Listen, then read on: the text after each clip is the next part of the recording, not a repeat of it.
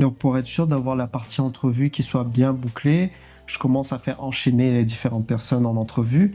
Et là, ça me demande vraiment pas mal d'énergie parce que je dois faire en sorte que toutes les personnes se sentent à l'aise.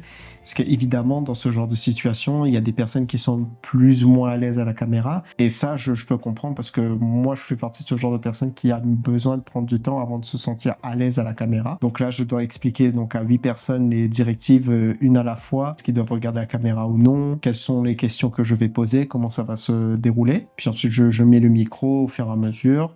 Première entrevue, c'est un peu l'entrevue de chauffe. On n'avait pas comme préparé, on va dire, des réponses bien précises. Là, c'était un petit peu au tac au tac. Mais heureusement, on n'avait que 3 questions. C'est pas des questions où il fallait élaborer comme pas possible. Et on commence à poser les premières questions. Les réponses, on commence à sortir de manière plus fluide. Et aussi, les personnes sortaient de plus en plus à l'aise à force de faire.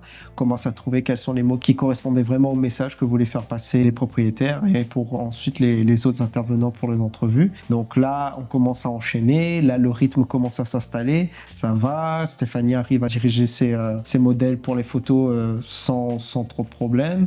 On arrive à maintenir quand même un bon son tout le long. On arrive à tenir le volume correctement. Ça me rassure de plus en plus. Donc le rythme commence à s'installer.